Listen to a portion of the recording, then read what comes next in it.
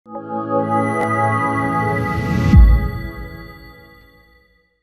नवरात्रि का त्योहार है। कुछ दुर्गा माँ का आशीर्वाद है केजरीवाल जी के ऊपर, हम सब के ऊपर, महेंद्र भाई के ऊपर, कि जो चीज सही करने लगते हैं वक्त से पहले ठीक हो जाती है। वक्त से पहले ठीक हो जाती है। भगवान देखो, अभी कोई भाई कह रहे थे जी मेरा ये काम कर दिया आपने। मैंने कहा जी मैंने थोड़ी कर दिया, भगवान ने कर दिया। मैंने तो ज्यादा से ज्यादा एक कलम चलाई होगी, साइन हो गए होंगे, पर काम तो भगवान ने किया। मेरी औकात नहीं है कि मैं कोई काम कर सकूं। मेरी क्या औकात है भाई साहब? उत्तर प्रदेश के गांव से निकल के पत्रकारिता करने आया था, पत्रकारिता करते करते मंत्री बन गया। मेरी औकात थोड़ी ना थी वहां से आके मैं मंत्री बन जाता। अब कोई बुधवार में खड़ा होके कोई अगर मुझे कहे कि जी आपने मेरा काम करा दिया, भाई साहब मेरी औकात नहीं है। ये तो भगवान ने ही कुछ कर रखा है जिसकी औकात है। हमारी थोड़ी औकात है कि मैं बुधवार के किसी भाई बहन का काम करा दूं। मैं कहां से उत्तर प्रदेश से आया, मेरी क्या औकात थी? पर अगर यहाँ आज कोई मुझे कह रहा है रास्ते चलते कि जी मेरा काम करा दिया था आपने, फिर तो भगवान का ही कुछ करिश्मा है जी। ये तो भगवान का करिश्मा हो सकता है, तो भगवान की शक्ति हो सकती है। और आज बस एक ही चीज कहूंगा, 7-8 साल ईमानदारी से काम किया था, 1.5 साल फिर जेल में रहा, 6 महीने अभी वापस लोगों में। अच्छे स्कूल करवाए, बजट बढ़ाया दिल्ली का, टैक्स कम करवाया दिल्ली के लोगों का, ईमानदारी से जो पैसा इकट्ठा हुआ उसको हमने केजरीवाल जी के निर्देश पे, उनके मार्गदर्शन में अच्छे स्कूल बनवाने पे खर्च किया, अच्छे अस्पताल, मुफ्त दवाइयों पे खर्च किया, तीर्थ यात्राओं पे खर्च किया, 0 बिजली बिल पे खर्च किया, बहनों के लिए बस फ्री करने पे खर्च किया, गली मोहल्ले की सड़कें बनवाने पे खर्च किया। ये ईमानदारी का नतीजा था। कोई पूरी दिल्ली में ये नहीं कह सकता कि अरविंद केजरीवाल या मनीष सिसोदिया ने काम करवाने के लिए चाय भी मांगी थी। कोई नहीं कह सकता दिल्ली में। और ये बीजेपी वाले कह रहे हैं कि केजरीवाल जी ने पैसे ले लिए, बेईमानी कर ली। ये कह रहे हैं मनीष सिसोदिया ने पैसे ले लिए, बेईमानी कर ली। ये बीजेपी वालों की तो सरकार है जी केंद्र में।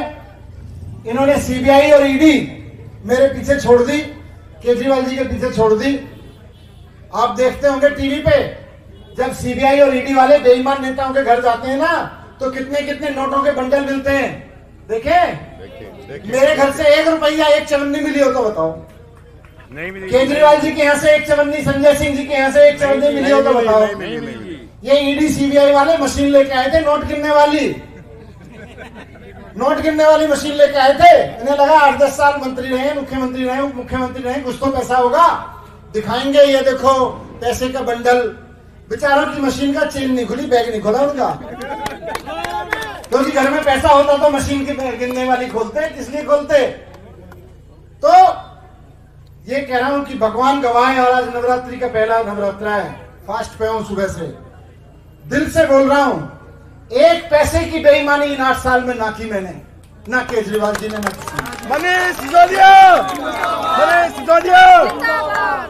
1 चवन्नी की बेईमानी नहीं की। और इन्होंने मेरे ऊपर आरोप लगाया कि मैं बेईमान हूं। इन्होंने केजरीवाल जी के ऊपर आरोप लगाया कि बेईमान है।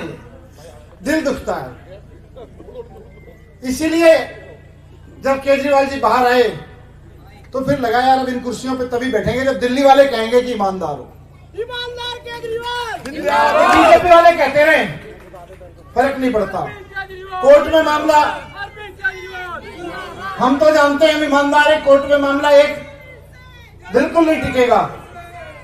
वकील बता रहे थे जी इसको 5-6 साल 10 साल लग सकते हैं कोर्ट में मामला खत्म होने को।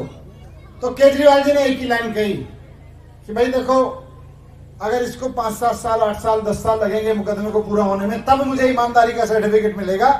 तो मैं इस्तीफा देके जनता के बीच जा रहा हूं। जनता अगर चुनाव में, दिल्ली की जनता अगर केजरीवाल को ईमानदार मानती है तो चुनाव में फिर से वोट देके मुझे मुख्यमंत्री बनाएगी। ये केजरीवाल जी ने बोला।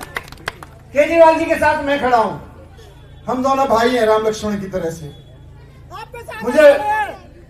मुझे बहुत कोशिश की बीजेपी वालों ने, जब मैं जेल में बंद था, तोड़ने की। मैंने कहा तुम राम और से लक्ष्मण को अलग नहीं कर सकते।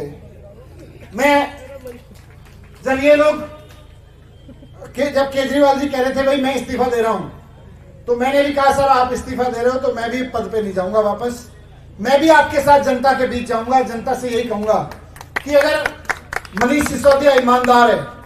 अगर आपको लगता है कि मनीष सिसोदिया ने आपके बच्चों के लिए अच्छे स्कूल बनवाए तो वोट दे देना, दोबारा शिक्षा मंत्री की कुर्सी पे बैठूंगा, नहीं तो दोबारा शिक्षा मंत्री की कुर्सी पे नहीं बैठूंगा।